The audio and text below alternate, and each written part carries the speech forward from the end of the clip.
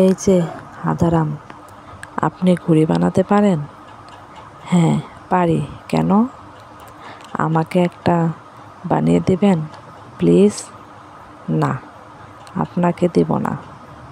আপনি খুব বাজে। কেন? আমি কি করলাম? আমাকে সবসময় হাঁদারাম বলেন। আমি কি বোকা নাকি? আচ্ছা সরি, আর কখনো বলবো না। এবার তো বানিয়ে দেন। না, ওসব সরি টরিতে আমি বিশ্বাসী না। কাজ শেষ হয়ে গেলে আবারও বলবেন আমি জানি। না, আর বলবো না। তো হঠাৎ ঘুড়ি উড়াতে কেন মন চাইলো আপনার? উড়াবো না তো। তাহলে? মানে এমনি ইচ্ছে হলো। ছাদে তো রোদ প্রচুর। আপনি আঠা, রঙিন কাগজ, শলা আর সুতো নিয়ে আমার রুমে আসেন। সবই আছে, কিন্তু রঙিন কাগজ নেই। আপনি প্লিজ একটু বাজার থেকে নিয়ে আসবেন। মানে আমি কেন? আপনি যান প্লিজ। আমি মেয়ে মানুষ, বুঝিনি তো বাজারে যাওয়া কেমন একটা হয়ে যায় না? বাজারে গেলে তো ঘুড়ি কিনতে পাওয়া যায়। টাকা দেন, কাগজের বদলে ঘুড়ি কিনে আনি। না, আপনি বানাবেন, আমি দেখব।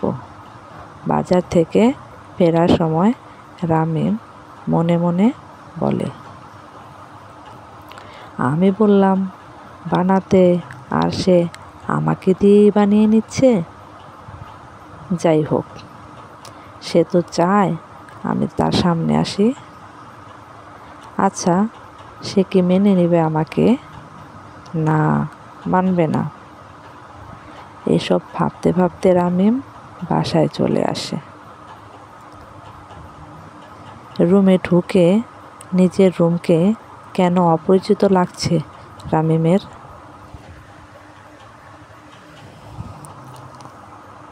সব কিছু এত সুন্দর করে কে গোছালো?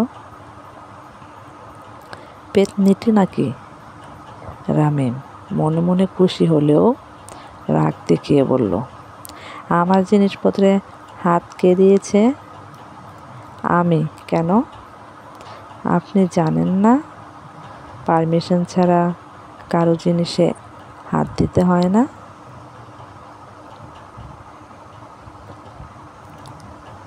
ওরে আসছে আমার পারমিশনওয়ালা।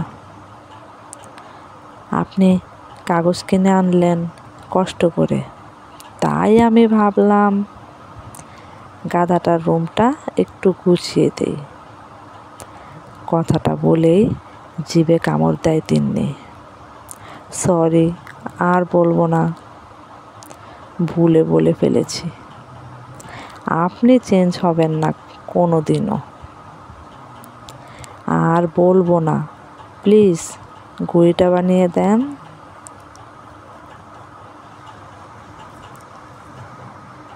কাগজ যেহেতু এনেছি, বানাতে তো হবে। থ্যাঙ্কস। সব জিনিসপত্র নিয়ে তিন্নি মেঝেতে বসে পড়ে। সামনে রামিম ঘুড়ি বানায়। তিন্নির চুলগুলো এলোমেলোভাবে সামনে চলে এসেছে। পরি না হলেও রামিমের কাছে পৃথিবীর সবচেয়ে বেশি সুন্দরী মনে হচ্ছে তিন্নিকে। তিন্নির এতটা কাছে সে কখনো আসেনি। নিঃশ্বাসের শব্দ শুনতে পাচ্ছে রামিম।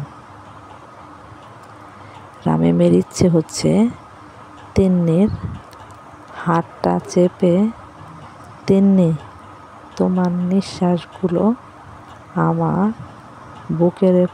বুকের উপর ফেলো বলতে।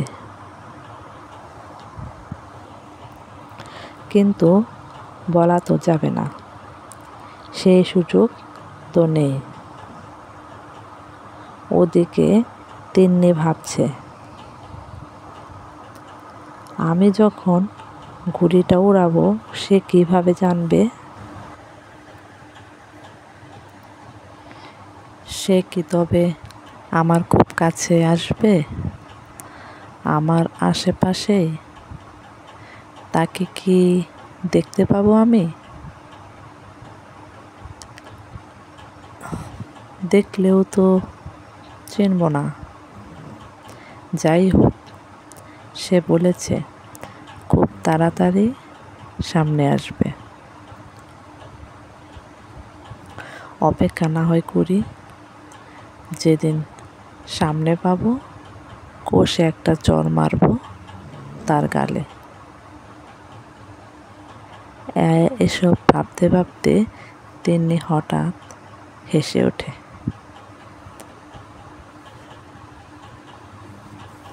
রামিম তাকিয়ে দেখে তিন্নি হাসছে।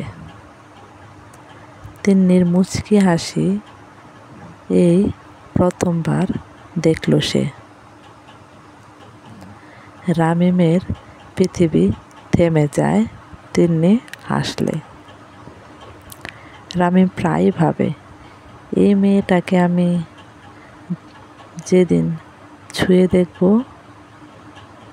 সেদিন তার নিঃশ্বাসগুলো আমার বুকের উপর পড়বে, সেদিন কি আমি মারা যাব? আমার তো এখনই দম বন্ধ হয়ে আসছে। তখন কি হবে? তিন্নি: হ্যাঁ বলুন, এক গ্লাস পানি খাওয়াবেন? গলাটা শুকিয়ে গেছে। তিন্নি দৌড়ে নিচে চলে যায়। ফ্রিজ থেকে ঠান্ডা পানি নিয়ে আসে রামিমের জন্য।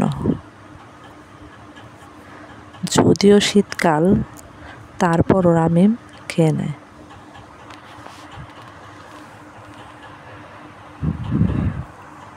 ঘোরটা কাটেনি এখনো।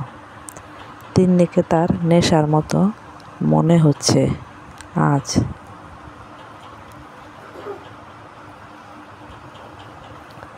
তিন্নি ঘুড়িটা নিয়ে তার রুমে চলে যায়। রামিম সেখানে বসে থাকে। বেশি দিন থাকতে পারবে না সে তিন্নিকে ছাড়া। খুব তাড়াতাড়ি চাকরিটা পেতে হবে। বিকেলে তিন্নি ঘুড়িটা নিয়ে ছাদে আসে। দুজনে মিলে ঘুড়ি উড়ায়।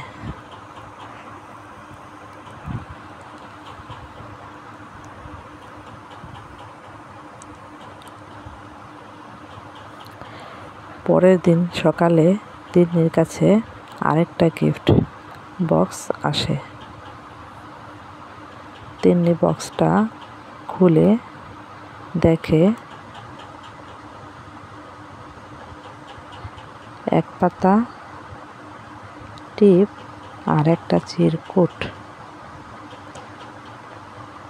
খুশি হলাম আপনি দেখা করবেন বলে।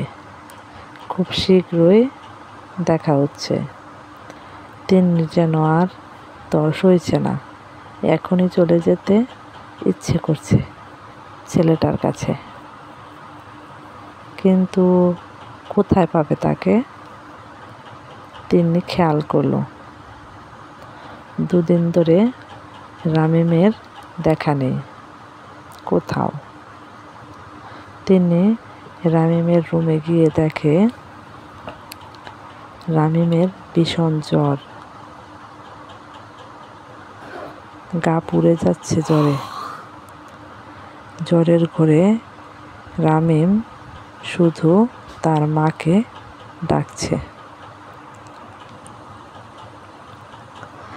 গল্পটি চলবে।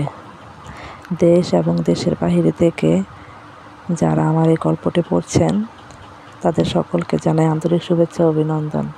আমার এই গল্পটা যদি আপনাদের কারো ভালো লেগে থাকে তাহলে একটি লাইক, একটি কমেন্ট এবং একটি শেয়ার করে আমার পাশে থাকার অনুরোধ রইল এবং আমার চ্যানেলটাকে সাবস্ক্রাইব করে দেওয়ার অনুরোধ রইল।